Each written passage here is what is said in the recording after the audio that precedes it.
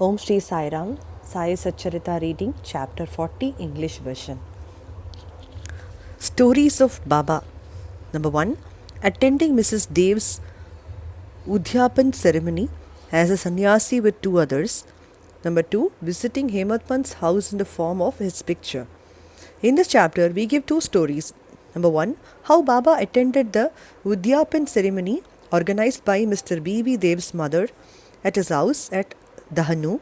And number 2. How Baba attended the Shinga dinner party in Hematpant's house at Bandra. Preliminary. Blessed is Sri Sai Samartha, who gives instructions in both temporal and spiritual matters to his devotees and makes them happy by enabling them to achieve the goal of their life.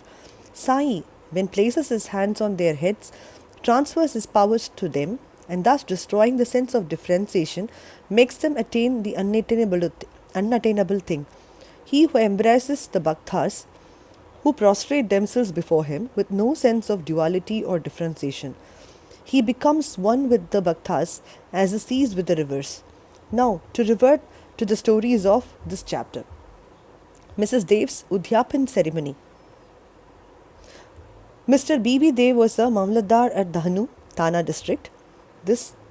His mother has observed 25 or 30 religious vows and a Udhyapan, that is concluding ceremony, in connection therewith was to be performed. This ceremony included the feeding of 100 to 200 Brahmins. Mr. Dev fixed a date for the ceremony and wrote a letter to Bapu Sahib Jog asking him to request Sai Baba on his behalf to attend the dinner of the ceremony, as without his presence the ceremony would not be duly completed. Bapu Sahib Jog read out the letter to Baba. Baba noted carefully the pure-hearted invitation and said, I always think of him who remembers me. I require no conveyance, carriage, tonga, train or aeroplane. I manifest myself to him who lovingly calls me. Write to him a reply that three of us, the trio, myself, yourself and a third person will go and attend it. Mr. Jog informed Mr. Dev of what Baba said. Mr. Dev was much pleased, but he knew that Baba never went to any place except Rahata, Rui and Nimgan in person. He also thought that nothing was impossible for Baba, as he was all-pervading and that he might suddenly come in any form and fulfill his words. A few days before, a sannyasi in Bengali dress and professing to work for the cause of protection of the cows came to the station master at Dahanu to collect donations. The station master told him to go into the town and see the Mamlatdar, Mr. Dev, and with his help collect funds. Just then the Mamlatdar happened to come there. The station master then introduced the sannyasi to him. Both sat talking on the platform. Mr. Dev told him that a subscription list for some other charitable cause had already been prepared by leading citizen Rao Sahib Narottam Shetty, and so it was not proper to start another subscription list, and that it would be better if he would visit the place after 2 or 4 months. Hearing this, the sannyasi left the place. About a month afterwards, the sannyasi came in a thonga, which stopped in front of Mr. Dev's house at about 10 a.m. Dev thought that he came for donations. On seeing him busy with the preparations of the ceremony, the sannyasi said that he had come not for money, but for meals. Dev said, All right, you are welcome in this house. The sannyasi said, 2 lads are with me. Dev said, Welcome with them. Come with them. As there was about 2 hours for the meals to be served, Dev inquired where he should send for them. He said that it was not necessary, he would come himself at appointed time. Dev asked him to come at noon. Exactly at 12 noon, the trio came, joined the party, and after feeding themselves, went away. After the ceremony was finished, Dev wrote a letter to Bapu Sahib Jog complaining of Baba's breach of promise. Jog went to Baba with the letter, but before it was opened, Baba spoke. He says that I promised to come but deceived him. Tell him that I did attend his dinner with 2 others, but he failed to recognize me. Then why did he call me at all? He thought that the sannyasi came to ask for subscription money. Did I not remove his doubt in that respect, that I did not say that I would come with 2 others? And did not the trio come in time and have their meals? See, to keep my words, I would sacrifice my life. I would never be untrue to my words. This reply pleased Jog's heart, and he communicated the whole reply to Dev. As soon as he heard it, he burst into tears of joy, but he took himself to task mentally for vainly blaming Baba. He wondered how he was deceived by the sannyasi's prior visit and his coming to him for subscriptions, how he also failed to catch the significance of the sannyasi's words that he would come with two other for meals. The story clearly shows that when devotees surrender themselves completely to the Sadguru, he sees to it that religious functions in their houses are duly executed and complied with all the necessary formalities. Hemad Pant's Shimga dinner. Now let us take another story which shows how Baba appeared in the form of his picture and fulfilled the desire of his devotee. In 1917, on the morning of the full moon day, Hemad Pant had a vision. Baba appeared to him in his dream in the form of a well-dressed sannyasi, woke him up and said that he would come to him for meals that day. The vision constituted a part of the dream. When he fully woke up, he saw neither Sai nor any sannyasi. But when he began to recollect the dream, he remembered each and every word the sannyasi uttered in his dream. Though he was in contact with Baba for 7 years and always meditated on Baba, he never expected that Baba would come to his house for meals.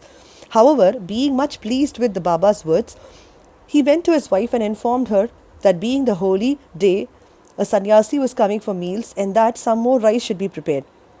She inquired about the guest, who he was and where he was coming from. Then, not to cause any misunderstanding, he gave her the truth and told her about the dream. She doubtingly asked whether it was possible that Baba should come there, Bandra, from Shirdi, leaving the dainty dishes there to accept this coarse food. Hemad Pant then assured her that Baba might not come in person, but he might attend in the form of a guest, and that they would lose nothing if they cooked some more rice. After this, preparations for the dinner went on, and it was ready at noon. The Holika worship was through, and the leaves, that is, big size leaves, are stapled with firewood pieces of as food is served on them, which are being used as disposable plates. That leaves were spread and arranged with rangoli around them. 2 rows were arranged with a central seat between them for a honorable guest. All members of the family, sons, grandsons, daughters, and son-in-law came and occupied their seats, and the serving on the various items commenced. While this was being done, everybody was watching for the guest, but none turned up though it was past noon. Then the entrance was closed. The Anna Chuddhi, ghee, was served. This was the signal to start eating. Formal offering to the Vaishwadeva, that is fire, and Naivedya to Sri Krishna were also over, and the members were about to begin. When footsteps in the air a staircase were heard distinctly, Hemad Pant went immediately and opened the door and saw 2 men there, one Ali Mohammed and 2 Maulana Ismu Mujawar. These 2 persons, seeing that meals were laid out and all the members were about to begin eating, apologized to Hemad Pant and requested him to excuse their interference. They said, "You left your seat and came running to us. Others are waiting for you. So please take this thing, and I shall relate all about it later at your convenience." Saying so, he took out from under his arm a packet wrapped in an old newspaper and placed it on the table. Hemad Pant uncovered the packet and saw, to his great wonder and pleasant surprise, a big and nice picture of Sai Baba. On seeing it, he was much moved, tears ran down from his eyes, and hair stood on end of all over his body, and he bent and placed his head on the feet of Baba in the picture. He thought that Baba had blessed him by this miracle or Leela. Out of curiosity, he asked Ali Mohammed how he got his picture. He said that he brought it from a shop, that he would give the details about it afterwards, and wished that as all the members were waiting for him, he should go and join them. Hemad Pant thanked him, bade them goodbye, and then returned to the dining hall. The picture was placed on the central seat reserved for the guest, and after making the due offering as of the Naivedya, the whole party commenced eating and finished it proper on time. On seeing the beautiful form of Sai in the picture, everybody was extremely pleased and wondered how all this happened. This is how Sai Baba fulfilled his words uttered by him in the dream of Hemad Pant. The story of the picture with all the details via how Ali Mohammed got it, why he brought it and gave it to Hemad Pant is reserved for the next chapter. How interesting, how divine. Bow to Shirdi Sai. Peace be to all. Sai Satcharitha. Om Shri Sai Nathai Namaha. Meet you with the 41st chapter next week. Om Shri Sai Ram.